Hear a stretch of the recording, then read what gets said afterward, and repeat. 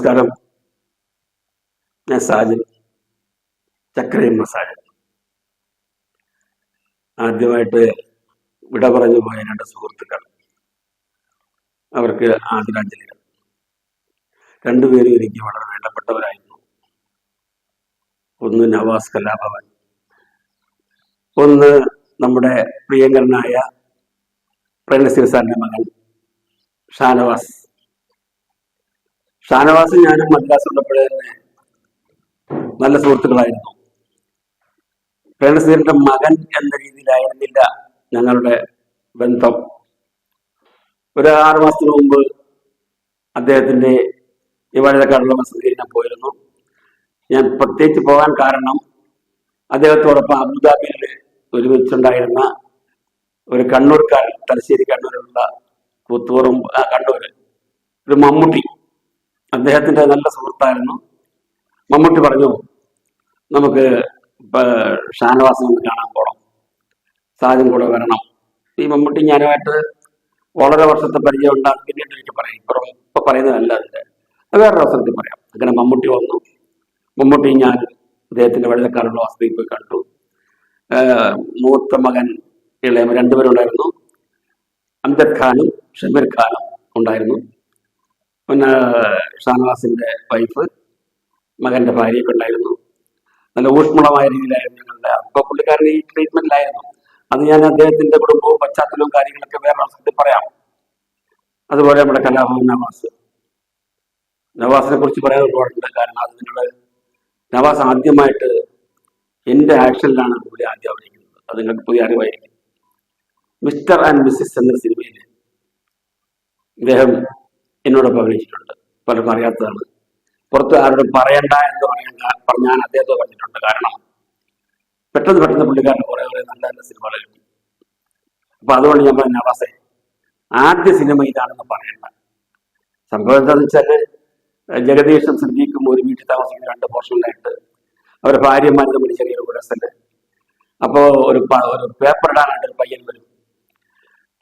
അപ്പൊ ഞാൻ ഇദ്ദേഹത്തെ കാണാൻ കാരണം, ഞാനന്ന് ഇപ്പോഴത്തെ എറണാകുളത്തെ റെനൈസൻസ് ഹോട്ടൽ, അന്ന് പോളക്കുളത്ത് ടൂറിസ്റ്റ് ഹോം എന്ന പേരിലായിരുന്നു. റാഫി മെക്കാട്ടനായിരുന്നു എൻ്റെ തിരക്കഥാ സംഭാഷണം. ഞാനും അവിടെ ഉണ്ടായിരുന്നു. അപ്പൊ ഞങ്ങൾ ഡിസ്കഷനുമായിട്ട് മാസങ്ങളോളം ഒരു ചെറുപ്പക്കാരൻ പയ്യൻ, അന്ന് 20 വയസ്സ് താഴെ ഉള്ളൂ, എൻ്റെ അടുത്ത് വന്നു. എന്നിട്ട് പറഞ്ഞു, സാർ എൻ്റെ പേര് നവാസ്. അത് വിശദമായിട്ട് വേറെ അവസരത്തിൽ പറയാം, കാരണം എങ്കിലും തൽക്കാലം കുറച്ച് പറഞ്ഞു പോകാം. നവാസ് എന്നാണ്. ഞാൻ കലാഭവനിൽ ഇപ്പൊ ജോയിൻ ചെയ്തിട്ടുള്ളൂ. ചെറുതായിട്ട് മിമിക്രി ഒക്കെ ചെയ്യും സാർ. സാറിൻ്റെ ഒരു പടം ആരംഭിക്കുമെന്ന് കേട്ടിരിക്കും, എന്തെങ്കിലും വേഷം. അപ്പോൾ ഞാൻ റാഫി മെക്കാട്ടിനെ വിളിച്ചു. അദ്ദേഹം അവർ രണ്ടുപേരും മണി വന്നു, കണ്ടു. അവര് കലാപമായിട്ടുള്ള ബന്ധങ്ങൾ നേരത്തെ ഉണ്ടല്ലോ. അപ്പൊ അവര് പറഞ്ഞു, സാറിന് ഇഷ്ടപ്പെടുത്തി എന്ന് പറഞ്ഞ് അവര് പോയി. അപ്പൊ എനിക്ക് ഇതിനകത്ത് വായിച്ചു നോക്കിയിട്ട് അങ്ങനെ കൊണ്ട് വലിയ റോളൊന്നും വരുന്നില്ലെങ്കിൽ പയ്യനെ ഒരു ചെറിയ മിമിക്രിയൊക്കെ എന്നെ കാണിച്ചു. നല്ല പയ്യൻ, സുന്ദരൻ, ഒരു ഹീറോ ഇമേജ് ഉള്ള പയ്യൻ. അപ്പോൾ ഞാൻ പറഞ്ഞു, നവാസ് കാണിച്ചു, ഇതിനകത്ത് എന്തെങ്കിലും ഉണ്ടെങ്കിൽ ഞാൻ നവാസിനെ വിളിക്കാം. മതി സാർ, എനിക്കൊന്ന് സാറിന്റെ പടത്തിൽ ഒന്ന് തല കാണിച്ചാൽ മതി സാർ എന്നുള്ള റിക്വസ്റ്റ്. പിന്നെ ഞാൻ ഇതിനായിട്ട് ഏതായാലും അത് ഞാൻ എൻ്റെ ന്യൂസ് പേപ്പറിൽ നിന്നൊരു ബോയിയായിട്ട് ചാൻസ് കൊടുത്തു. അതിനുശേഷം പിന്നീട് പല പ്രാവശ്യം ഇദ്ദേഹമായിട്ട് ഞങ്ങൾ ഒരുമിച്ച് കൂടിയിട്ടുണ്ട്. കൊല്ലം കളക്ടറേറ്റിൽ കളക്ടർ ഒരു പ്രോഗ്രാം കണ്ടക്ട് ചെയ്തപ്പോഴത്തേക്ക് അദ്ദേഹത്തിന് നല്ല പ്രോഗ്രാം നടത്തണം. ഗൊബ്രകടി എന്തോ ഒരു പേരുണ്ടല്ലോ, അദ്ദേഹമായിരുന്നു അന്ന് കളക്ടർ. അപ്പൊ എൻ്റെ ഒരു സുഹൃത്ത് രാഷ്ട്രീയ പ്രവർത്തകരുണ്ട്, ഇളമാട് പഞ്ചായത്ത് പ്രസിഡന്റ് സത്താർ. അദ്ദേഹം ഒരു സിനിമ പ്രേമിയാണ്. എൻ്റെ തപസ്യയിലൊക്കെ അഭിനയിച്ചിട്ടുണ്ട്, ബിനാനിനോടൊപ്പം അഭിനയിച്ചിട്ടുണ്ട്. അങ്ങനെ ദേശാടന പക്ഷിലൊക്കെ ഉണ്ട്. അപ്പൊ അദ്ദേഹം പറഞ്ഞു, സാധാ നമ്മുടെ കളക്ടർക്ക് ഒരു നല്ലൊരു പ്രോഗ്രാം നടത്തുന്നുണ്ട്, അത് ഒത്തിരി കോമഡിയായിട്ട് ചെയ്താൽ നന്നായിരിക്കും, നമ്മുടെ നവാസിനെ കിട്ടുമെന്ന് ചോദിച്ചു. ഞാൻ പറഞ്ഞു, നവാസ് അതെന്തോ ഒരു പ്രത്യേക ഫെസ്റ്റിവൽ ടൈമാണ്. ഞാൻ പറഞ്ഞു, നവാസ് ഭയങ്കര തിരക്കുള്ള ആളാണ്. എങ്കിലും ഞാൻ നവാസിനെ വിളിച്ചു.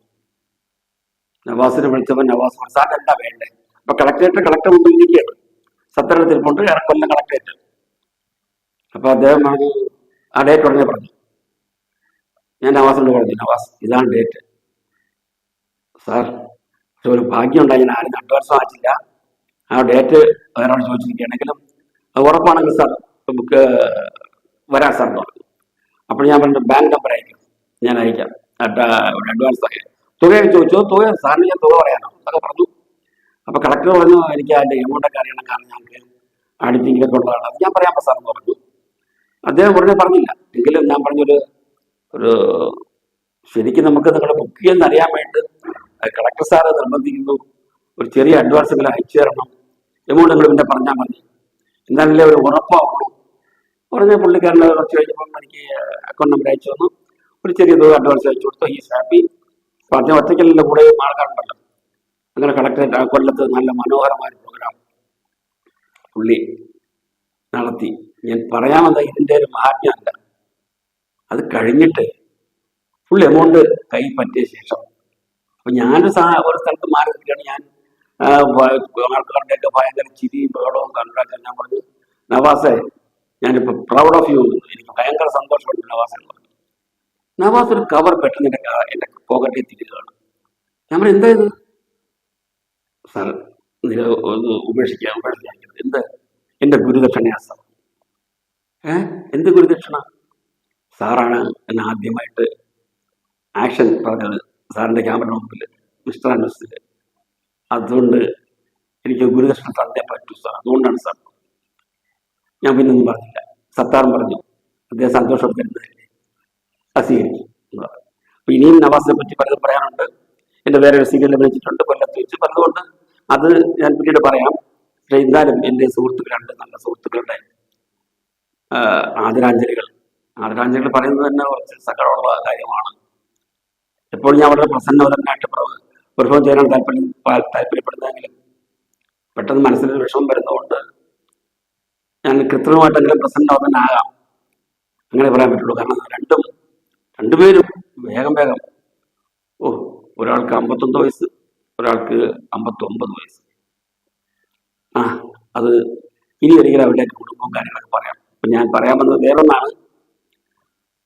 വേറൊന്നുമല്ല, നമ്മളിപ്പം കേട്ട് ഇരിക്കുന്നത് അമ്മ എന്നൊരു സംഘടനയുണ്ട് അഭിനയിക്കുന്ന ആൾക്കാർക്ക്, AMMA, നല്ല പേര്. ഈ യഥാർത്ഥത്തിൽ പേരിട്ടതാണെന്ന് വെച്ചാല് നമ്മുടെ നടൻ മുരളിയാണെന്നാണ് എൻ്റെ അറിവ്. Amalgamation of Malayalam movie artist, AMMA, അമ്മ എന്ന് വിളിക്കാനും നല്ലൊരു പേര്. പക്ഷെ ഇപ്പൊ അതിലുള്ള മെമ്പേഴ്സ് പലർക്കും അമ്മ എന്ന് പറയുന്നത് അവർക്ക് ഇഷ്ടമല്ല. ഇതൊരു മേൽക്കോയ്മയുള്ള പുരുഷ മേധാവിത്വമുള്ള സംഘടനയാണ് എന്ന് ഒരു വിഭാഗം സ്ത്രീ ആർട്ടിസ്റ്റുകൾ പറയുന്നു എന്ന് ഞാൻ അറിയുന്നു വെച്ചാല് ഞാൻ അമ്മയുടെ മെമ്പർ എന്നാണല്ലോ, അഭിനയിക്കുന്ന ആൾക്കാരുടെ സംഘടനയാണല്ലോ അമ്മ. ഞങ്ങളുടെ FEFKA, ഞാൻ പല പ്രാവശ്യം പറഞ്ഞിട്ടുണ്ട്, film employees federation of Kerala, FEFKA. എങ്കിലും ഈ അമ്മയിൽ അനുദിനം എന്തൊക്കെ സംഭവിക്കുന്നു എന്നറിയാനുള്ള ആഗ്രഹം കൊണ്ട് ഈ അമ്മയിലുള്ള എനിക്ക് പരിചയമുള്ള അഭിനേതാക്കളെടുത്ത് ഞാൻ കാര്യങ്ങൾ തിരക്കും. അപ്പൊ ഇലക്ഷൻ ഡിക്ലെയർ ചെയ്തതിന് മുമ്പായിട്ട് എന്ന കാര്യങ്ങൾ ഇപ്പം ഏതാണ്ട് ഇനി ഒരാഴ്ചയോട് 15-ാം തീയതി മറ്റാണ് ഇലക്ഷൻ. അപ്പൊ ഇതിനു മുമ്പ് സംഭവം എന്ന് വെച്ചാല് ഈ മമ്മൂട്ടി, മോഹൻലാൽ, ഇന്നസെന്റ്, ഇടവേള ബാബു, സുരേഷ് ഗോപി ഇങ്ങനെയൊക്കെ ഉണ്ടായിരുന്നപ്പോൾ തലയെടുപ്പുള്ള ഒരു നേതൃത്വം ഉണ്ടായിരുന്നു. ഏതൊരു പ്രസ്ഥാനത്തിനും ഒരു തലയെടുപ്പുള്ള നേതൃത്വം ഉണ്ടെങ്കിൽ ആ സംഘടന നല്ല രീതിയിൽ പോകും. കൂടുതൽ അധ്വാനിക്കാൻ വേണ്ടി വരില്ല. അതിന് രാഷ്ട്രീയമായിക്കോട്ടെ, ഒരു പ്രസ്ഥാനമായിക്കോട്ടെ, ഒരു ബിസിനസ് സ്ഥാപനമായിക്കോട്ടെ, നല്ല തലയെടുപ്പുള്ള ഒരു നേതൃസ്ഥാനം ഉണ്ടാവണം. എന്നാൽ ഇപ്പത്തിന് അഡ്മിനിസ്ട്രേഷൻ മാനേജർ എന്നുള്ള വകുപ്പൊക്കെ അങ്ങനെ കുറെ വകുപ്പ്, അതായത് ബിസിനസ് സ്ഥാപനങ്ങളിൽ പോലും അങ്ങനെ ഒരാൾ എടുക്കുന്നത് ആ സ്ഥാപനത്തിന്റെ പുരോഗതിക്ക് നല്ലതാണ്. അപ്പോൾ മമ്മൂട്ടിയും മോഹൻലാലും ഉള്ളപ്പോഴത്തേക്ക് അതിനൊരു മഹത്വമുണ്ട്. അത് പിന്നെ മമ്മൂട്ടി വിശ്രമത്തിലാണെന്ന് അറിയാമല്ലോ. മോഹൻലാല് ഭാരിച്ച ചുമതലയിൽ നിന്ന് മാറാൻ വളരെ ബന്ധപ്പെട്ടു. കാരണം ഇന്നസെന്റ് ഇല്ലായ്മ വന്നപ്പോൾ ഭാരം കൂടുതലായി. ട്രഷററി സ്ഥാനത്തുള്ള ഇടവേള ബാബു മാറി. കാരണം ഇല്ലാത്തൊരു സംഭവം വെറുതെ ഉണ്ടായി കുത്തിപ്പൊക്കി. ഒരു ഹേമ കമ്മീഷൻ, ഗവൺമെന്റ് ഒരുപാട് പൈസ ചെലവായി. കുറെ ഈ രാജ്യത്ത് ഇല്ലായിരുന്ന നിവിൻ പോളിയെ വരെ ഒരു സ്ത്രീ പീഡിപ്പിച്ചു എന്ന് പറഞ്ഞിട്ട് വെറുതെ ആരോപണം ഉണ്ടാക്കി. അനാവശ്യമായിട്ട് എന്തെല്ലാം മുകേഷിന്റെ മോളില്, സിദ്ദീഖിന്റെ പേരില്, പിന്നെ ആരെയെല്ലാം പേരില് എന്തെല്ലാം ആരോപണങ്ങളാണ്. അവസാനം മൊഴിയെടുക്കാൻ വന്നപ്പോ ആരും വരുന്നില്ല. കോഴിക്ക് കോട്ട് കിട്ടുന്ന പറഞ്ഞില്ലേ, കുറച്ച് ചീത്തപ്പേരുണ്ടാക്കാൻ മാത്രം സാധിക്കും. പക്ഷെ എങ്കിലും അന്ന് സിദ്ദീഖ് ജനറൽ സെക്രട്ടറി ആയിരുന്നു, പലരും ഉണ്ടായിരുന്നു. ആരോപണം വന്നുകൊണ്ട് ആ സമയത്ത് അദ്ദേഹം പറഞ്ഞു ശുദ്ധി വരുത്തിയ ശേഷം മതി, ഇനി രാജിവെച്ചു. അങ്ങനെ പിന്നീട് മോഹൻലാൽ രാജിവെച്ചു. പലരും ആരോപണ വിധേയനല്ലാത്തവർ പോലും പെട്ടെന്ന് രാജിവെക്കേണ്ടി വന്നു. അപ്പൊ രാജിവെക്കേണ്ടി വന്നപ്പോൾ ഉള്ള കുഴപ്പമെന്നറിയാം, ഇതിൽ 536 മെമ്പർ ഉണ്ട് ഈ അമ്മയില്. ഈ 506 മെമ്പേഴ്സും സമ്പന്നരല്ല, ജീവിക്കാൻ വളരെ ബുദ്ധിമുട്ടുന്ന ആൾക്കാരുണ്ട്. അപ്പൊ അതുകൊണ്ട് ഈ സംഘടന രൂപീകൃതം ആയപ്പോൾ തന്നെ ഈ നമ്മുടെ നേതൃത്വത്തിലുള്ളവർ പറഞ്ഞു, പാവങ്ങൾ സാധുക്കൾക്ക് നമുക്ക് സാധാരണ പറയുന്ന അവശ്യ കലാകാരന്മാരെന്നില്ല, അത് പറയുന്നത് അത് തെറ്റാണ്. അവർ കലാകാരന്മാരാണ്. അവർക്ക് നമുക്ക് അമ്മയുടെ കൈനീട്ടം കൊടുക്കണം എല്ലാ മാസവും 1-ാം തീയതി. നല്ലതായിരുന്നു. അങ്ങനെ 5000 രൂപ വെച്ചിട്ട് എല്ലാവർക്കും 136 മെമ്പേഴ്സിന് വളരെ അവസ്ഥ അനുഭവിക്കുന്നവർക്ക് 5000 രൂപ വെച്ചിട്ട് മാസത്തോടെ അയച്ചുകൊണ്ടിരിക്കുകയാണ്. അത് കറക്റ്റായിട്ട് ഇടവേള ബാബു കറക്റ്റായിട്ട് അയച്ചിരിക്കും. പുള്ളി വർഷങ്ങളോട് ട്രഷറായിരുന്നു. കൂടാതെ ഈ 5000 രൂപ കൊണ്ട് എല്ലാം ആവില്ലല്ലോ. ചില വളരെ പ്രായമുള്ള ആൾക്കാർക്കൊക്കെ ചികിത്സാർത്ഥം കൂടുതൽ പണം വേണ്ടി വരും. അപ്പൊ വീട്ടിൽ ചെലവ് കഴിഞ്ഞാൽ പിന്നെ ബാക്കി എന്തുണ്ടോ നമുക്കറിയാമല്ലോ. അതിന് പ്രത്യേകിച്ച് ഡോക്ടറുടെ പ്രിസ്ക്രിപ്ഷൻ അവതരിപ്പിച്ചു കഴിഞ്ഞപ്പോ 36 പേർക്ക് ഈ 5000 രൂപയുടെ ഉപരി 10000 രൂപ അയക്കുന്നുണ്ട്. അല്ല 10000 രൂപയുടെ മെഡിക്കൽ കിറ്റ് കൊടുക്കുന്നുണ്ടോ? എന്ത് നല്ല കാര്യമാണ്. ഇനി അതും പോരാഞ്ഞിട്ട് ഈ നമ്മുടെ ദേവൻ, പ്രസിഡന്റ് സ്ഥാനാർത്ഥിയായിട്ട് മത്സരിക്കുന്ന ദേവൻ, അദ്ദേഹം പറയുകയാണ്, അല്ലാതെ തന്നെ ഈ മെഡിക്കൽ കിറ്റ് ചില ചികിത്സയ്ക്കൊക്കെ വൻപിച്ച തുക വേണ്ടി വരും. 10 ലക്ഷം ഒന്നും പോരാ, അതിൽ കൂടുതൽ വേണ്ടി വരും. അപ്പോൾ ഇവർ എല്ലാവരും ചേർന്നുകൊണ്ട് കൂടുതൽ തുക ഹോസ്പിറ്റൽ ബില്ല് അടച്ചിട്ട് അവരെ പുറത്തു കൊണ്ടുവരും. എന്ത് സേവനമാണെന്ന് നോക്കിക്കൊടുക്കണം. ഇത് ഒരു സംഘടനയിൽ തലപ്പത്ത് പ്രസിഡന്റും സെക്രട്ടറിയും ട്രഷററും ജോയിന്റ് സെക്രട്ടറിയും കമ്മിറ്റി മെമ്പേഴ്സും ഒക്കെ ഉണ്ടെങ്കിലേ പറ്റുള്ളൂ. പണ്ട് നമ്മൾ പറയില്ല, നാഥനില്ല കളരി. നാഥനില്ല കളരി എന്ന് പറഞ്ഞാൽ ആര് പൈസ അയക്കും? ഈ പാവങ്ങൾ എന്ത് ചെയ്യും? അപ്പോൾ സംഘടനയ്ക്ക് ഒരു സെക്രട്ടറിയും പ്രസിഡന്റും ഒക്കെ വേണ്ടേ? അപ്പൊ ഇവരുടെ രാജിവെച്ച സമയത്ത് ഒരു 3 മാസക്കാലം അഡ്ഹോക് കമ്മിറ്റി എന്ന് തീരുമാനിച്ചു. അഡ്ഹോക് കമ്മിറ്റിക്ക് ആകുമ്പോൾ ഒരു സ്വതന്ത്ര ചുമതലയില്ല, തീരുമാനങ്ങൾ എടുക്കാൻ പറ്റില്ല. എല്ലാം തീരുമാനങ്ങൾ എടുക്കണമെങ്കിൽ കമ്മിറ്റിയിൽ കൂടി ജനറൽ ബോഡിയിലാണ് പാസ്സാക്കേണ്ടത്. നമുക്കറിയാവുന്ന കാര്യമാണ്. അപ്പൊ അത് തീർച്ചയായിട്ടും പ്രസിഡന്റും സെക്രട്ടറിയും ജോയിന്റ് സെക്രട്ടറിയും വൈസ് പ്രസിഡന്റും ട്രഷററും എല്ലാം വേണമല്ലോ. അങ്ങനെ ഒരു തീരുമാനം എടുക്കാൻ പറ്റുള്ളൂ.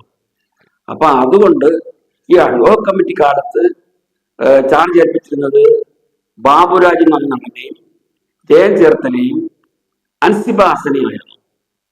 ഇവർ നല്ല രീതിയിൽ പ്രവർത്തിച്ചു.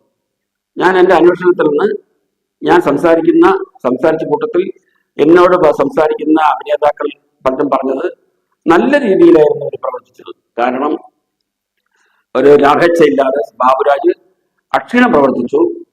ഒപ്പത്തിനൊപ്പം അൻസിബാസൻ, അവരിത്ര അൻസിബാസനെ അറിയാവുന്ന ദൃശ്യത്തിലൊക്കെ അഭിനയിച്ച അവർ മിടുക്കിയാണെന്നുള്ളത് അവർ പ്രൂവ് ചെയ്തു. ജയൻ ചേർത്തല വളരെ ആക്റ്റീവാണ്. ജയൻ ചേർത്തലൊക്കെ എനിക്ക് നേരത്തെ അറിയാം. പുള്ളി സിനിമയിലും സീരിയലൊക്കെ അഭിനയിക്കുന്ന ആളാണ്. അങ്ങനെ ഒരു ഇലക്ഷൻ വരെ എത്തിയപ്പോഴാണ് അറിയുന്നത് മത്സരിക്കാനായിട്ട് പ്രസിഡന്റ് സ്ഥാനത്തേക്ക് ശ്വേതാ മേനോനും ജഗദീഷും മത്സരിക്കുന്നു. വേറെയും ചില മെമ്പേഴ്സ് ഉണ്ടായിരുന്നു. അപ്പോ എപ്പോഴും ഈ തലപ്പത്തിൽ സ്ത്രീ വരണമെന്നുള്ള ആഗ്രഹം നേരത്തെ ഉടലെടുത്തിരുന്നു. കാരണം ഇത് പുരുഷ മേൽക്കോയ്മയാണ് അമ്മ എന്നൊരു ആരോപണം ഉള്ളതുകൊണ്ട് ഈ പുരുഷ മെമ്പേഴ്സിനെ തീരുമാനിച്ചു നമ്മുടെ സംഘടനയിൽ തലപ്പത്ത് ജനറൽ സെക്രട്ടറി ആയിട്ടും പ്രസിഡന്റായിട്ടും ട്രഷററായിട്ടും പല സെക്ഷനിലും സ്ത്രീകൾ വരട്ടെ എന്നൊരു ഈ പുരുഷന്മാർ തന്നെ തീരുമാനിച്ചു. അത് പലരും കൈയടിച്ച് പാസ്സാക്കി. അപ്പൊ അതുകൊണ്ട് എന്ത് ചെയ്ത് ജഗദീഷ് പിൻവാങ്ങി. വരട്ടെ, ജഗദീഷ് പിൻവാങ്ങി. അപ്പൊ അതിനിടയ്ക്ക് വേറെ സംഭവം ഉണ്ടായി. ജഗദീഷ് നാമനിഷ്ടപ്പെടുത്തപ്പോഴത്തേക്ക് ഗണേഷ് കുമാറിനെ സുഖിച്ചില്ല. ഗണേഷ് കുമാറിനെ സുഖിക്കാത്ത കാരണം അവർ രണ്ട് പാർട്ടിയിൽ മത്സരിച്ചു പത്തനാപുരത്ത്. അവർ പരസ്പരം ചെളിവായി എറിഞ്ഞു. ഒന്ന് ഓർക്കണം, രണ്ടുപേരും അഭിനേതാക്കളാണ്, ഒരേ സംഘടനയിൽ പ്രവർത്തിക്കുന്നവരാണെങ്കിൽ രാഷ്ട്രീയത്തിൽ ഇറങ്ങിയപ്പം അവരുടെ സ്വഭാവം മാറി, അങ്ങോട്ടും ഇങ്ങോട്ടും കുറെ ചെളിവാരി എറിഞ്ഞ് മോശം ആക്കി കളഞ്ഞു. അത്രേ ഉള്ളൂ. വീണ്ടും പല പടങ്ങളിലും ഒരുമിച്ച് അന്വേഷിക്കേണ്ടവരാണ്, എങ്കിലും രാഷ്ട്രീയത്തിൽ അങ്ങനെ ചെയ്യും. പക്ഷേ ഇതിനിടയ്ക്ക് ഒന്ന് പറയാമെന്ന്, ഞാൻ പണ്ടൊക്കെ രാഷ്ട്രീയത്തിലെ നേതാക്കന്മാര് പരസ്പരം ചെളിവാരി എറിയില്ലായിരുന്നു. ഞാൻ എൻ്റെ ചെറുപ്പത്തിൽ ഓർമ്മ പറഞ്ഞു, ഞാൻ അഞ്ചക്കാരനാണല്ലോ. പുനലൂർ നിയോജക മണ്ഡലത്തില് CPIയുടെ സ്ഥാനാർത്ഥിയായിട്ട് പിൽക്കാലം കൃഷിമന്ത്രിയായിരുന്ന MN ഗോവിന്ദൻ ഒരു സ്ഥാനാർത്ഥി. ഒപ്പത്തിനൊപ്പം മത്സരിക്കുന്ന ആരാണ്? അതിഭയങ്കരനായ ആള് CM സ്റ്റീഫൻ. ഇവരെ പ്രസംഗം, രണ്ടു കൂട്ടരുടെ പ്രസംഗം കേൾക്കാൻ ജനം തടിച്ചുകൂടും. ഞാൻ തീരെ ചെറുപ്പമായിരുന്നു, ഞാനും പോകുമായിരുന്നു. അവർ സംസാരിച്ചത് മുഴുവൻ നാടിന്റെയും നാട്ടുകാരുടെയും മേന്മയ്ക്ക് വേണ്ടി മാത്രം, അല്ലാതെ അവര് അങ്ങോട്ടും ഇങ്ങോട്ടും ചെളിവാരി എറിഞ്ഞിട്ടില്ല. പിന്നീട് ഈ അടുത്ത കാലത്തൊക്കെ പലരും ചെളിവാരി എറിയുമ്പോൾ ഞാൻ ആലോചിക്കാറുണ്ട്, പഴയ നേതാക്കന്മാരെ കണ്ടു പഠിക്കണമെന്ന്. അതിപ്പോ പറയാൻ കാരണം, ഗണേഷ് കുമാർ പാരമ്പര്യമായിട്ട് ബാലചന്ദ്ര സാറിന്റെ മകൻ, കേരള കോൺഗ്രസിന്റെ നേതാവ്, നല്ല നല്ല പ്രവർത്തനം ചെയ്യുന്ന ഒരു അച്ഛന്റെ മകൻ, ട്രാൻസ്പോർട്ട് വകുപ്പിൽ നല്ല നല്ല കാര്യങ്ങൾ പുള്ളി നേരത്തെ ചെയ്തിട്ടുണ്ട്. അങ്ങനത്തെ ഒരാളാണ് ഗണേഷ് കുമാർ. ഇനി ജഗദീഷ് ആവട്ടെ, ജഗദീഷ് ആണെങ്കിൽ നല്ലൊരു വിദ്യാസമ്പന്നൻ, കോളേജ് പ്രൊഫസർ, സിനിമയിൽ വരുന്നതിന് മുമ്പ് ഞാൻ നിലമേലൊക്കെ എനിക്ക് ബന്ധങ്ങളുണ്ട്. നിലമേ കോളേജ് പ്രൊഫസറായിരുന്നു, നല്ല വാഗ്മിയാണ്, സ്വഭാവ നടനാണ്, കോമഡി നടനാണ്. അങ്ങനെ രണ്ടുപേരും അഭ്യസ്ത വിദ്യര് രാഷ്ട്രീയത്തിൽ ഇറങ്ങിയപ്പോൾ അവര് ചെളിവാരി വേണ്ടായിരുന്നു എന്നവർക്കിപ്പോ തോന്നാം. അപ്പോ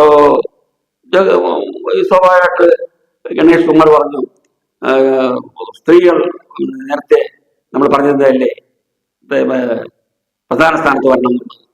ഏതായാലും അത് കേട്ടത് മതി, കേൾക്കാത്ത മതി. ജഗദീഷ് മമ്മൂട്ടി മോഹൻലാലിനെ കുറിച്ച് അറിയിച്ചു, ഞാൻ മാർഗനിർദ്ദേശം പിൻവലിക്കുകയാണ്, ശ്വേതാ മേനോൻ എതിരാട്ടി മത്സരിക്കുന്നില്ല. പക്ഷെ അപ്പോ അങ്ങനെ ഒരു സംഭവം വരുമ്പോ എന്തോ ഒരു ഔദാര്യം പോലെയല്ലേ. ആണുങ്ങൾ പിന്മാറിയത് കൊണ്ടാണ് ശ്വേതാ മേനോൻ പ്രസിഡന്റ് ആയത് എന്ന് വരുന്ന. ശ്വേതാ മേനോൻ നല്ല പിടിക്കുകയാണ്, അവര് അഭിനയിച്ച ചിത്രങ്ങളൊക്കെ നല്ല നല്ല സിനിമകളല്ലേ. എന്നിട്ട് ഈ അടുത്ത കാലത്ത് അതിന്റെ ഒരു ആരോപണം, ശ്വേതാ മേനോൻ സെക്സി ആയിട്ട് അഭിനയിക്കുന്നു, സെക്സി ചിത്രങ്ങളിൽ അഭിനയിച്ചുകൊണ്ട് സമ്പാദിക്കുന്നു, മോശമായ ചിത്രങ്ങളിൽ അഭിനയിക്കുന്നു, ഇനിയും പണം കിട്ടിയാൽ ഞാൻ സെക്സി ആയിട്ട് അഭിനയിക്കും എന്ന് പറഞ്ഞുകൊണ്ട് വന്നു എന്ന് പറഞ്ഞ ഒരാള് അവർക്കെതിരെ കേസ് കൊടുത്തിരിക്കുകയാണ്. ഈ അഭിനയിക്കുന്ന ആൾക്കാർക്കില്ലാത്ത ഖേദമാണോ മറ്റുള്ളവർക്ക്? അപ്പോൾ അതുകൊണ്ട് അഭിനയിക്കുന്ന വെച്ചാൽ നമ്മളിപ്പോ ഇഷ്ടമുള്ള കഥാപാത്രം ഓരോരുത്തരത്ത് പറയുന്നു, അവർക്ക് ഇഷ്ടമുള്ള സ്വീകരിക്കും, ഇല്ലെങ്കിൽ ഇല്ല. രതികീർണ നല്ല സിനിമയല്ലേ, മുമ്പ് കൃഷ്ണേന്ദ്രനും ജയഭാരതി അഭിനയിച്ച രതികീർണം ഉഗ്ര സിനിമയല്ലേ, അത് നല്ല സിനിമയാണെന്ന് വീണ്ടും എടുത്തത്. പിന്നെ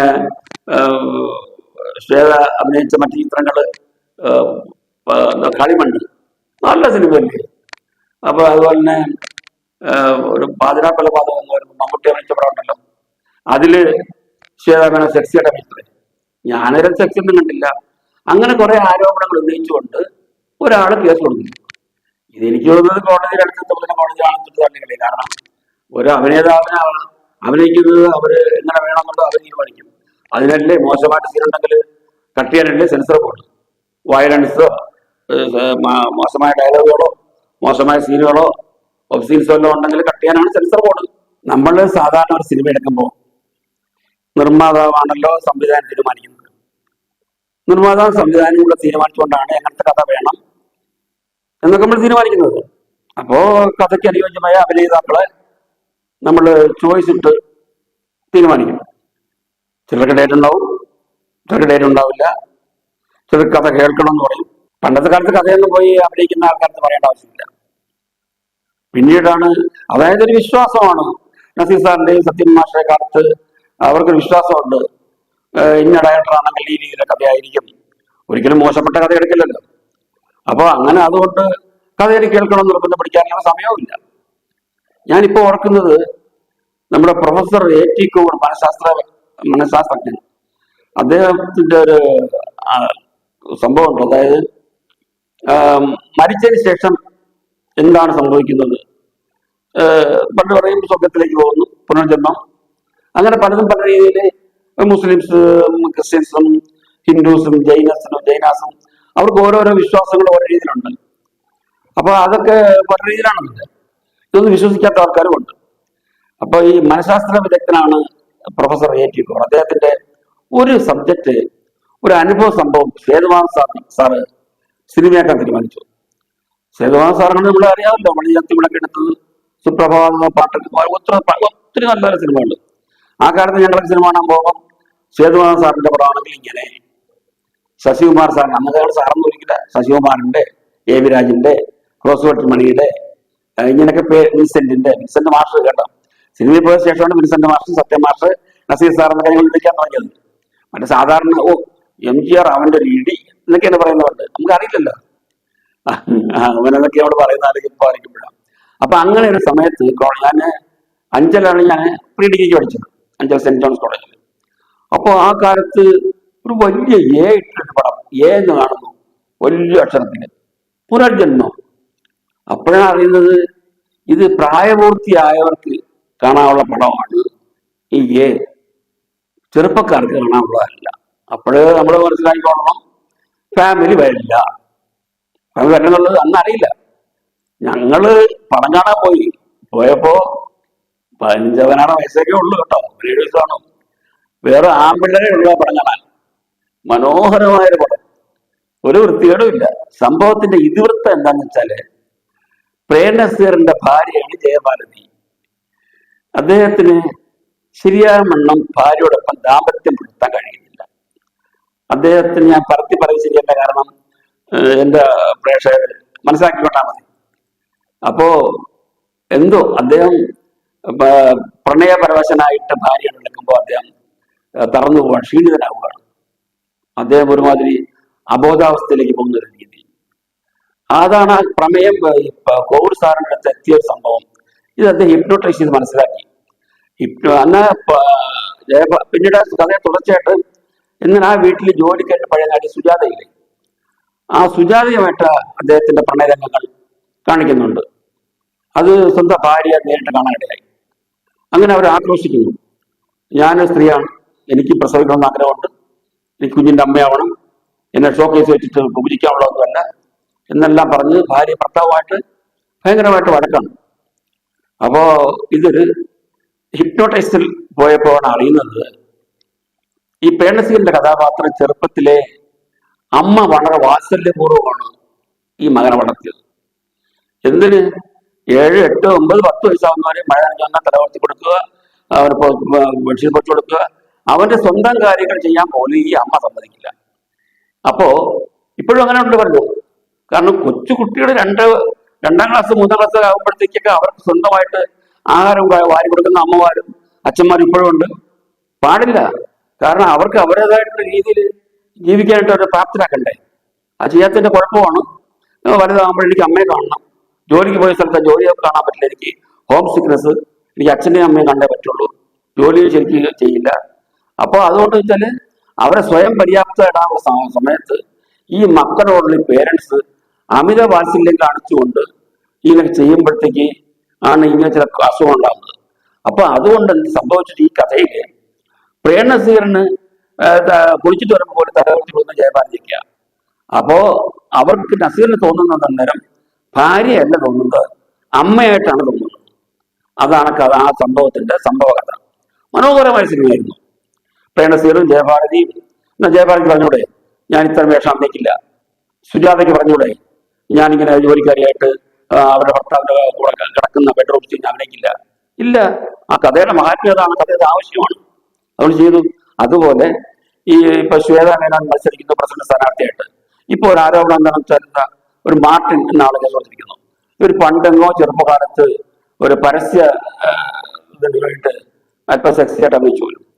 പിന്നെ അവര് ഈ പറഞ്ഞ മാതിരി കളിമണ്ണ് എന്ന സിനിമയിലും അതിലൊക്കെ സെക്സിയായിട്ട് അഭിനയിക്കുന്നുണ്ട്, അങ്ങനത്തെ ഒരാളിന്റെ പ്രസിഡന്റ് സ്ഥാനത്തേക്ക് കൊണ്ടുവരുന്നത് ശരിയല്ല എന്ന് പറഞ്ഞ് പുള്ളിക്കാരൻ കേസ് കൊടുത്തിരിക്കുകയാണ്. ആ കേസ് അതൊക്കെയാണ് ഞാൻ ഈ പറഞ്ഞു വരുന്നത്. ഇപ്പൊ ഏതായാലും ദേവൻ പറഞ്ഞു.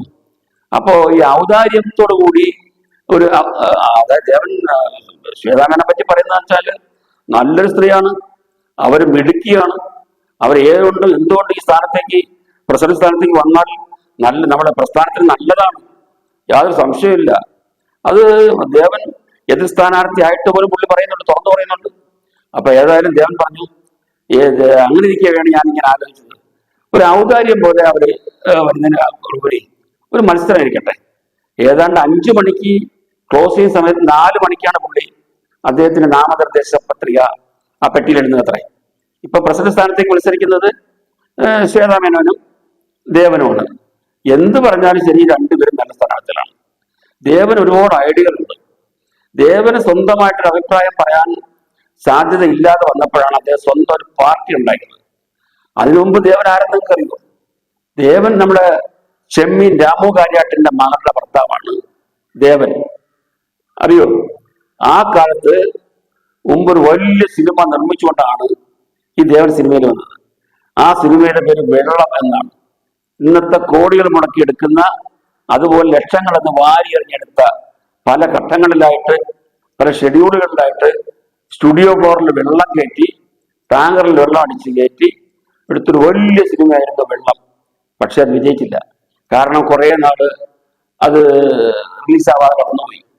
ഒരുപാട് ഭീമമായ നഷ്ടം പുള്ളിക്കുന്നു. പുള്ളി അഭിനയിക്കാവുന്ന ആളല്ല, നല്ല സിനിമ നിർമ്മിക്കാവുന്ന ആളാണ്. പിന്നീടാണ് പുള്ളിക്കാരൻ നല്ല ഗുഡ് പേഴ്സണാലിറ്റി അല്ലേ, അതീവ സൗന്ദര്യമുള്ള ആളല്ലേ, അഭിനയിക്കാൻ അറിയാം. പിന്നീട് അദ്ദേഹം അഭിനയത്തിലേക്ക് വന്നു, മോശപ്പെട്ടില്ല. ഉടനെ തെലുങ്കുകാർ കൊത്തിക്കൊണ്ടുപോയി, തെലുങ്കിൽ ഫേമസ് വില്ലനായി. അതായത് നല്ല സൗന്ദര്യമുള്ള ഒരാൾ വില്ലനായിട്ട് വരുമ്പോഴത്തേക്ക് പ്രത്യേക രസമായിരിക്കും. അപ്പോഴങ്ങനെ ദേവനെല്ലാം എന്തുകൊണ്ടും ദേവന് കഴിവുള്ള ഒരാളാണ് ദേവൻ.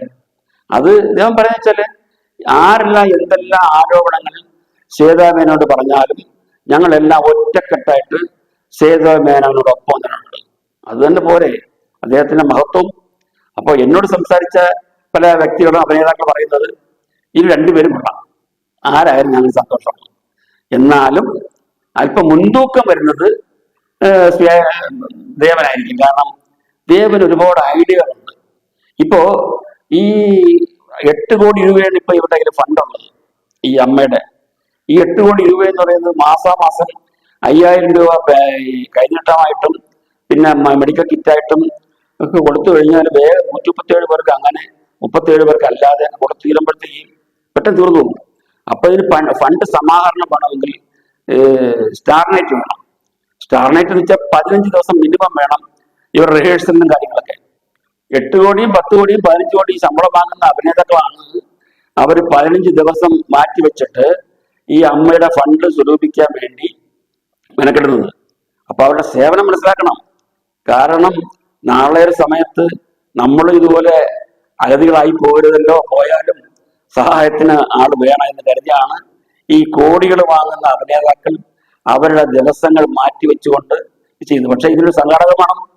ഇടവേള ബാബു മിടുക്കനായിരുന്നു, മമ്മൂട്ടി മോഹൻലാലും ഉണ്ടെങ്കിൽ നല്ലതായിരുന്നു. ഇന്നസെന്റ് ഒരിക്കൽ ഞാൻ ചോദിച്ചു, അല്ല എന്നുവെച്ചാൽ നിങ്ങൾ ഇത്രയും ആൾക്കാരെ എങ്ങനെ ഒപ്പിച്ചുകൊണ്ട് പോകുന്നത്? പ്രശ്നമല്ലേ?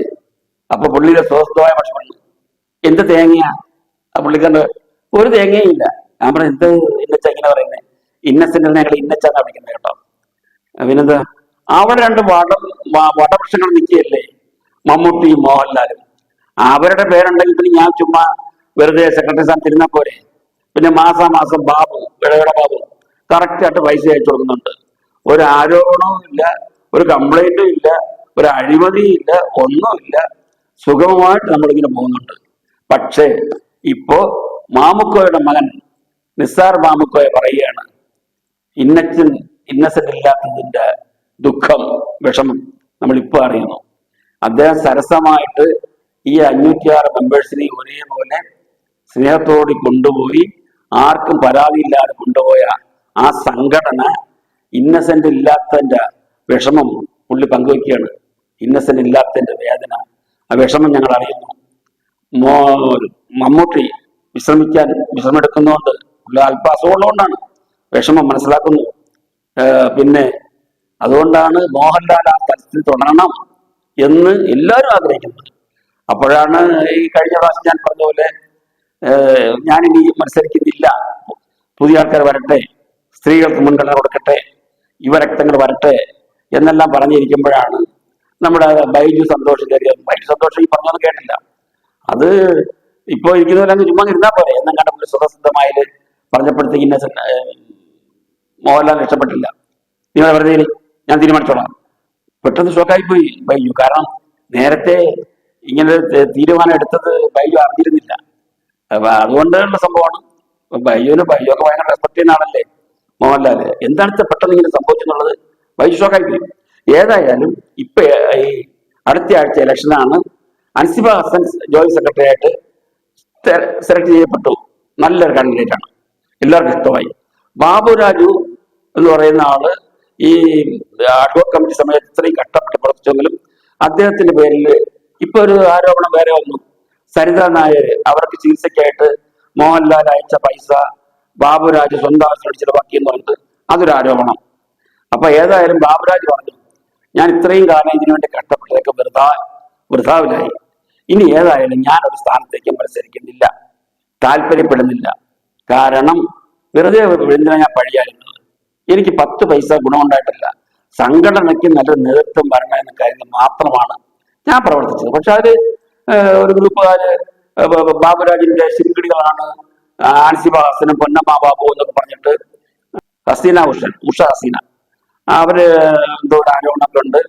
പിന്നെ കുക്കു പരമേശ്വരൻ അവരുടെ പേരിൽ എന്തോ ആരോപണങ്ങൾ. അതൊക്കെ സ്ത്രീകൾ തമ്മിലുള്ള ഒരു ആരോപണങ്ങളാണ്. പുരുഷന്മാരാരും ഇവർക്കെതിരായിട്ടൊരു ആരോപണം ഉന്നയിക്കുന്നതായിട്ട് ഞാൻ സംസാരിച്ച നടന്മാർ പറഞ്ഞിട്ടില്ല. അത് സ്ത്രീകൾ തമ്മിലുള്ള എന്തോ ഒരു ആരോപണമാണ്. ഏതോ ഒരു ഹാർഡ് ഡിസ്ക് കാണാനില്ലെന്നും അത് പുറത്തു കൊണ്ടുവരണമെന്നും ഇപ്പൊ പുറത്തു കൊണ്ടുവന്നു മറ്റോ ഇന്നലെ അതിലെല്ലാം ഉണ്ടെന്നൊക്കെ പറയുന്നുണ്ട്. എന്താണ് രഹസ്യം നമുക്കറിയില്ല, എന്ന് അവർക്കും അറിയില്ല, അതായാലും എനിക്കും അറിയില്ല. അപ്പൊ ഈ അഭിനയിക്കുന്ന ആൾക്കാർ ഞാനിപ്പോ നേരിട്ട് മമ്മൂട്ടിയോ മോഹൻലാലിനെയോ അല്ലെങ്കിൽ സുരേഷ് ഗോപിയോ വിജയൻ ചേർത്തലെന്ന് വിളിച്ച് ചോദിച്ചിട്ട് അറിയാൻ പറ്റില്ലല്ലോ. ഞാൻ മറ്റുള്ള നടന്മാരോടും ഒക്കെ ചോദിച്ചിട്ടാണ് ഞാനിതൊക്കെ അറിയുന്നത്. ഞാനെന്നല്ല ഇപ്പൊ ഞങ്ങളുടെ ഫെസ്റ്റിവലുള്ളത് അവരും അറിയും, അവരുള്ളത് ഞങ്ങളും അറിയണം. ഞങ്ങളെല്ലാം സിനിമക്കാരല്ലേ, അറിയാതിരിക്കില്ലല്ലോ. അല്ലാതെ യൂട്യൂബിൽ വരുന്നതുകൊണ്ടോ അല്ലെങ്കിൽ ഗൂഗിളിൽ വരുന്നതുകൊണ്ടോ ഫേസ്ബുക്കിൽ വരുന്നതുകൊണ്ടോ ഇൻസ്റ്റാഗ്രാമിൽ വരുന്നതുകൊണ്ടോ ഒന്നും അല്ല ഞങ്ങൾ അറിയുന്നത്. ഞങ്ങൾ നേരിട്ടാണ് അറിയുന്നത്. ഇപ്പൊ ഏതായാലും അടുത്ത ഒന്ന് മാത്രമുണ്ട്, എല്ലാവരും പ്രാർത്ഥിക്കുന്ന പോലെ എനിക്ക് ഒരു പ്രാർത്ഥന ഉണ്ടെന്ന്. ആ 136 പേര് മാസം തോറും കിട്ടുന്ന ആ കൈനീട്ടം ഉണ്ടല്ലോ, അത് ദയവിട്ട് നിങ്ങൾ ഈ ഇലക്ഷനിൽ മാറ്റി വെച്ചുകൊണ്ട് അല്ലെങ്കിൽ കേസ് കൊടുത്ത് നിർത്തിയാൽ അവരുടെ കാര്യം കഷ്ടത്തിലാവും. 36 പേര് മെഡിക്കൽ കിറ്റ് അവർക്ക് ഒരു 10,000 രൂപയോടുള്ളത് അവർ അവതാളത്തിലായി പോകും. അതുകൊണ്ട് ദയവ് ചെയ്ത് അംഗങ്ങളെ, സ്നേഹിതരെ, സഹപ്രവർത്തകരെ, ഈ മീറ്റിംഗ്, ഈ ഇലക്ഷൻ പ്രസിഡന്റും സെക്രട്ടറിയും ജോയിന്റ് സെക്രട്ടറിയും ട്രഷറർ സ്ഥാനത്തേക്ക് ഞാൻ പോകുന്നു. അനൂപ് ചന്ദ്രൻ മത്സരിക്കും. അനൂപ് ചന്ദ്രനും അൻസിബ ഹസനുമായിട്ടും ഒരു ചെറിയ കേസുണ്ട്. അൻസിബ ഹസനെ പറ്റി മോശമായിട്ട് സ്ത്രീത്വത്തിനെതിരെ പുള്ളി സംസാരിച്ചു എന്നൊരു ആരോപണം ഉണ്ടായി. അനൂപ് ചന്ദ്രൻ പറഞ്ഞാൽ ഞാൻ പറഞ്ഞിട്ടില്ല, അങ്ങനെ സ്ത്രീത്വത്തിനെ സംസാരിച്ചിട്ടേ ഇല്ല. അപ്പോ കാക്കനാടാണ് അൻസിബ ഹസൻ താമസിക്കുന്നത്. അവിടെ സൈബർ സെല്ലിന് മറ്റോ പരാതി കൊടുക്കാൻ പോയെന്നോ കേട്ടു, കൊടുത്തെന്ന് എനിക്കറിയില്ല. അപ്പൊ ആരോപണവും നിങ്ങളൊക്കെ അങ്ങനെ കിടക്കുന്നു. ഏതായാലും ഇലക്ഷൻ സുഖമായിട്ട് നടക്കണം. അതിൽ പ്രസിഡന്റ് വരണം, സെക്രട്ടറി വരണം, ജോയിന്റ് സെക്രട്ടറിമാർ വരണം, വൈസ് പ്രസിഡന്റുമാർ വരണം. പക്ഷെ ഏറ്റവും കൂടുതൽ ഇപ്പോൾ വരാൻ പോകുന്നത് കമ്മിറ്റി മെമ്പേഴ്സ് ആയിട്ട് വരുന്നവര് സ്ട്രോങ് ആണെങ്കിൽ തീർച്ചയായിട്ടും പുതിയ തീരുമാനങ്ങൾ എടുക്കുന്നത് ഇവരിലൂടെ ആയിരിക്കും. പ്രസിഡന്റും സെക്രട്ടറിയും അല്പമെങ്കിലും ക്ഷീണിതരാണെങ്കിൽ, ഈ കമ്മിറ്റി മെമ്പേഴ്സ് സ്ട്രോങ് ആണെങ്കിൽ, അത് ജോയി മാത്യു കൊണ്ടെന്ന് തോന്നുന്നു, ജോയി മാത്യു സ്ട്രോങ് ആണ് എങ്കിൽ അതുപോലുള്ള ആൾക്കാരൊക്കെ കമ്മിറ്റിയിൽ ഉണ്ടെങ്കിൽ തീർച്ചയായിട്ടും നല്ല രീതിയിൽ മുന്നോട്ട് പോകും. മാത്രമല്ല, ഈ അടുത്ത കാലത്ത് ഇവര് രാജിവെക്കുന്നതിന് മുമ്പായിട്ടൊരു പ്രോഗ്രാമിന് 3 കോടി രൂപയാണ് മലയാള മനോരമ വാഗ്ദാനം ചെയ്തിരുന്നത്, ഒരു പ്രോഗ്രാമിന്. കാരണം ഫണ്ട് വേണമല്ലോ, അത് നടന്നില്ല. ഏതായാലും ഇലക്ഷൻ കഴിയുമ്പോൾ നടക്കും. അത് മനോരമയാണോ, ഏഷ്യാനെറ്റാണോ, സൂര്യയാണോ, കൈരളിയാണോ, ആരാണോ വാങ്ങാൻ പോണെന്ന് അറിയില്ല. നല്ല എമൗണ്ടിനായിരിക്കും പോവുക. അങ്ങനെ ഫണ്ട് ശേഖരണാർത്ഥം നടക്കണമെങ്കിൽ ഇലക്ഷൻ നടക്കണം. ഇലക്ഷൻ നടന്നാലേ ഈ അധ്യക്ഷ സ്ഥാനത്തേക്ക് പ്രമുഖർ വരുള്ളൂ. അവർക്കെല്ലാം ജയിക്കാൻ പോകുന്നവർക്ക് വേണ്ടിയിട്ട് ഞാൻ ആശംസകൾ നേരുന്നു. എന്റെ വ്യൂവേഴ്സിന് വേണ്ടിയിട്ട് ഞാൻ ഇത്രയും തൽക്കാലം പറഞ്ഞുകൊണ്ട് നിർത്തുന്നു. നന്ദി, നമസ്കാരം.